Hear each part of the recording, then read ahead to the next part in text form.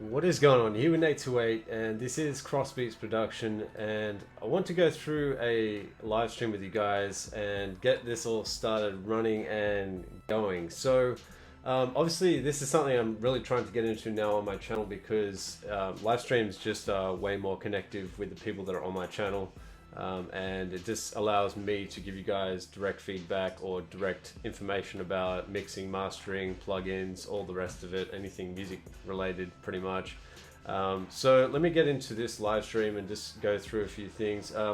Thanks Rocco for turning up, really appreciate it, dude. I'm pretty sure I've seen your name around before, so I know that you've been on my channel a couple of times at least, making comments and whatnot. So let's get into the live stream. Go through a few things first off. Queensland based now. Oh, sick. That's really cool, man. Yeah, that's where I'm at right now. And I was originally in Sydney. I've been there pretty much most of my life. So I lived in Sydney pretty much from get-go. Moved to Queensland the last couple of weeks, and it's been some adjusting, getting used to how slow things seem to be in Queensland compared to Sydney. It's definitely a lot different as far as the rural climate and just the way people act, especially to Sydney-siders as well. It's kind of weird, just on another topic about Sydney versus Queensland. I think it's the whole rugby footy thing. But I was driving my car with the New South Wales plates on it when I first got here, and a couple of times I got beeped at just randomly. People diverting, like I was turning a corner, if somebody beeped at me or whatever. I'm like, must be something about Sydney-siders that Queenslanders don't like, and then I got my plates changed. It never happened again, so I was like, oh, whatever. Anyway, so let's get into let's turn this music down a bit so we can get into the whole live stream. The purpose of this live stream is pretty much to go through some plugins, go through different techniques for mixing, mastering, give you guys an update on my studio as well. I'm just going to get rid of this music, it's kind of getting a bit too much. Alright, so to go through a few of the plugins and stuff like that, I want to go through this mix that I recently did as well for an artist who sent me their mix. They were from the US. This is one of the label-based tracks that I work on and have worked on the entire album that I'm currently doing for this guy as well. If you can hear me fine, let me know in the comments as well. I just want to know what the audio is coming through like. The internet connection should be good, so hopefully the quality of the live stream is good as well. You can see the camera at the back here. This is a camera that I've got so that's showing the whole room. So you can see the setup kind of somewhat that's got going on in here, and the kind of stuff that I'm using at the moment, the tools that I use and all that sort of stuff. First off, maybe I'll just go through some of the kit or the gear that I have in my studio so you guys can kind of have an idea of it. If you can see here on the monitor section, I've got two sets of monitors. I've got what I'll call NS10s, the CLA 10s, which are the replica of the NS10s now that are not being made, but the CLA 10s are to replace that. Avantone make those speakers. When I first listened to them, it was interesting because I've heard mix cubes. I own a pair of mix cubes as well. They're not currently out at the moment, but I do have a pair of mix cubes. Audio is fine, slightly louder if you want. Okay, cool. I'll just move the mic a bit closer because that might help a bit. Sweet as. The audio that I listened to through the mix cubes, when I first listened to those, I was pretty shocked by, oh, I'm the best on YouTube. Dude, that's a pretty good compliment. I don't know about the best, but I do pretty good, you know, I try. Thank you for that as well, bro. I really appreciate it, and thank you for the love as well. That's why I do this. This is why I do what I do, is because I can share information for people who may not know it or are learning or coming up and trying to learn mixing and mastering and you know, all that sort of stuff.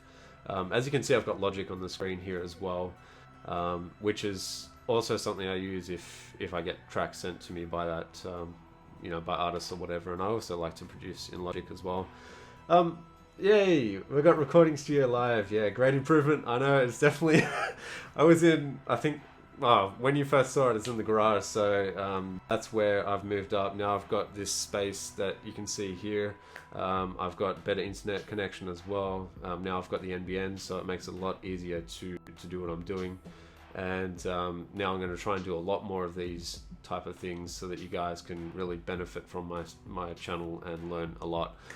So anyway, getting back to the studio speakers there, you can see the NS10 replicas in the background there. Weather is pretty blasé at the moment. If that's a word for weather, I don't know. But the weather's kind of interesting here. It's quite nice, like it's comfortable, warm weather, but it rains somewhat frequently. Like every once in a while you get a sun shower, which is kind of odd, because you'll see a rainbow out in the sun, kind of raining, weird weather. But yeah, it's kind of good. It's interesting compared to Sydney. It's definitely a bit warmer. Obviously you're further up the coast there, so but we're doing good here in Queensland so far. So the questions are coming in pretty good. What have we got here in Brisbane? Yeah, in Brisbane, I'm currently about 30 minutes from Brisbane, in between Brisbane and the Gold Coast. So if you know where Surfers Paradise is in Brisbane, Brisbane's up the top kind of area. Surfers Paradise is a bit lower. I'm sort of half an hour in between both of them there. So that's where I'm at. Hang a few posters on the wall. Yeah, I will, definitely. It looks a bit sterile for sure. I plan to get some lighting as well. It's just that I haven't got it yet, so that's kind of why the delay in all this live stream stuff has happened. It's just trying to get, you know, organized and everything done there. So what's someday we're gonna hit Grammys? Yeah, I know. Yeah, definitely trying there. Trying to get the Grammy. We'll try there, bro. It's just a matter of time, I guess. Seen the new video? Yeah, I haven't seen it yet. I got an email for PreSonus about that, and I need to go check it out because I really want to see what they're doing with the Studio One. Studio One is the main DAW that I use. I really like Studio One. I've used Logic, well, I pretty much learnt on Logic when I first started, and then Studio One kind of was in the background there, but it really wasn't up to scratch the way I thought it should be. But then when it got to about 3 or 3.5, now at 4 or 4 point, what is it, 4.5.2.2, I don't know, whatever it is. but when it got to about, you know, Studio One 4 is really, they've upped the game. I think they've pretty much kept up with every other DAW out there. They've surpassed, in my opinion, probably Pro Tools, and I don't think Pro Tools is really keeping up with the game anyway. So yeah, we got Deer Creek Audio. Very good to see you guys here. Thank you for tuning in as well. We've got 7 people here. I think this is probably getting pretty high in the live stream sort of thing, because I haven't really done live streams ever really much. But yeah, this is really cool to see you guys tuned in and the support. So what I want to go through with those studio monitors, just on that topic as well. Massive new update. That's sick. I'm really excited about that Studio One update. I'm definitely going to check that out when I'm finished with this live stream, and I'll probably do another one about the update as well. So content forward to the future content, that would be cool. Definitely going to be a lot more future content, and we're definitely going to get into a whole lot of stuff to do with more mixing and mastering as well. The kind of stuff I would really like to do as well is just analyze other people's audio, or even if people want to send me tracks for mixing, or even just for mastering maybe, or their mastering versions of their tracks, maybe I can analyze it and give critiquing in a good way, critique their audio. That might be something that could help you guys as well. Some sort of lawsuits with a leak about info for 4.5. Okay, that's kind of interesting. Yeah, sweet as. Yeah, we definitely need to get back to the chat show as well there, Recording Studio 9. We haven't done that for ages. We really need to get back into that.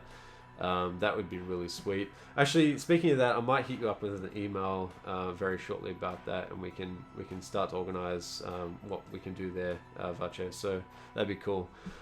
So let's get into a couple of things so you guys can see my studio for the most part. I'm not going to move that camera around too much because it's not really on a decent tripod. That's something I'm going to set up. But once I do, I'll do more of a close-up of the hardware that I've got here. So I've got a compressor, which is a Dione.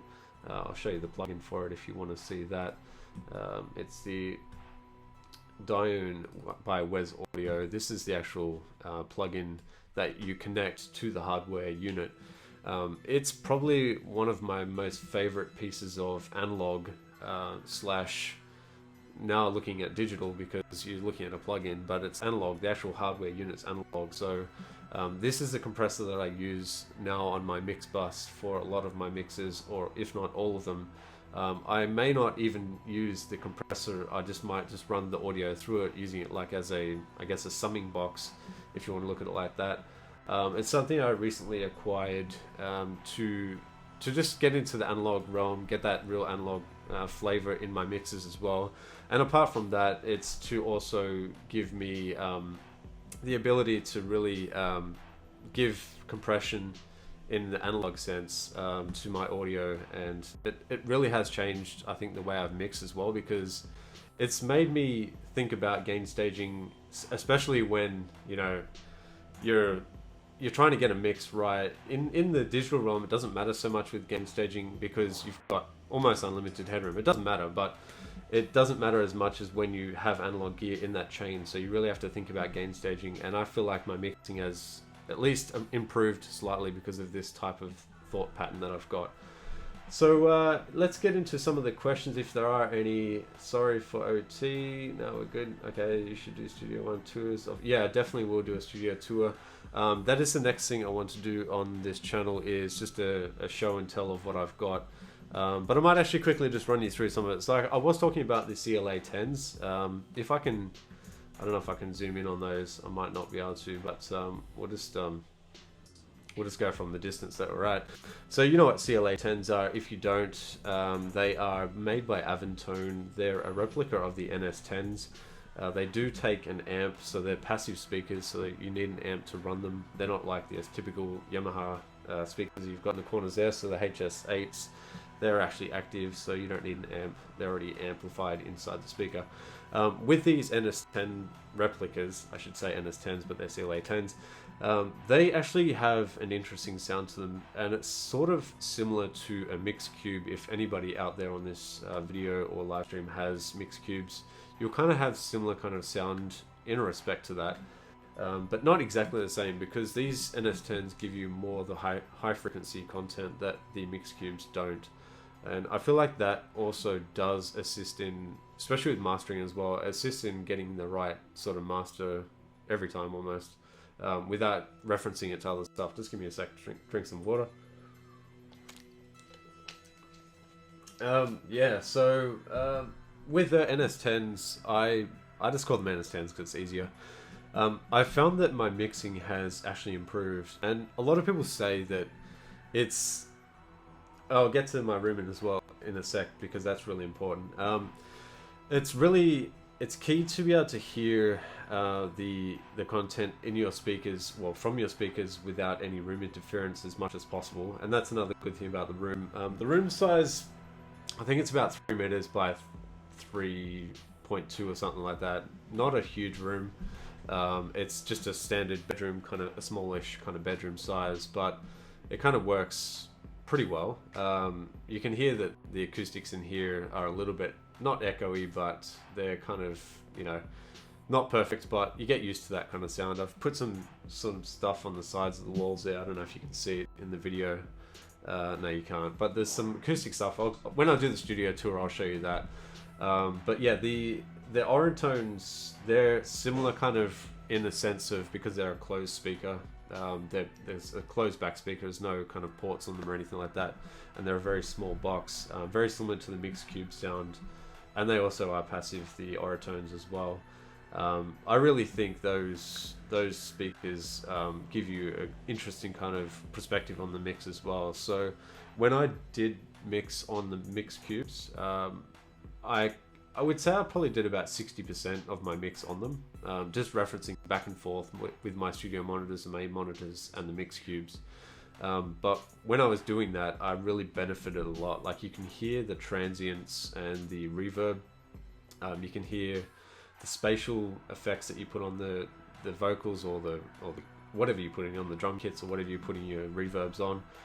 You can hear all of that, I feel, a lot easier, and it makes you a better engineer for having to be able to hear it. Like, if you can't hear an effect that you're putting because of the fact that your room's creating reverb, or your particular space that you're in is giving you reflections, that does affect the way that you mix. And it's kind of important to, well, I should say very important, to get a good room and a good space to be able to then start from, to put your acoustics in there and all that sort of stuff. But if you can't afford it and you really are limited in the space that you have, like I literally have mixed in the worst conditions and have got a good mix out of it, and that's because I use reference mixers to do that. If you use a reference mix, you're definitely going to hear what that mix sounds like in your room. So you're kind of trying to get close as possible to that mix and replicate what you hear there. So got the sub? No, I do have a sub. Maybe I can show you guys. I might just see if I can move this camera around a bit. So it's a bit messy at the moment, but over this table here, you can see the amplifier and the sub that's underneath it. That sub is actually disconnected. I had it for a while going, but I feel like this space that I'm in, it's too boomy for the space. The sub really just, it gave too much. Like, it's really tasty if you want to listen to music and you don't care about mixing, but with the sub on it, I felt like it was just too much. And I usually had the sub connected to the HS8s, which I use for mixing as well. But yeah, I just felt like it was too much low end in this space, so I disconnected the sub altogether, and I've used the HS8s as my, I guess, low end reference check, and the NS10 replicas as the rest of the mix to try and get it right. I'll show you this mix actually, just so you guys can have a listen to it, and you can see what kind of, you know, the quality of the mix that I've got here. So let me just play it from about, we'll go from about here, and I'll just show you what it sounds like. Wait, before I do that, I might just mute this mic so it doesn't kill your ears. Alrighty. Alright, just mute this for a sec, let's get into the mix.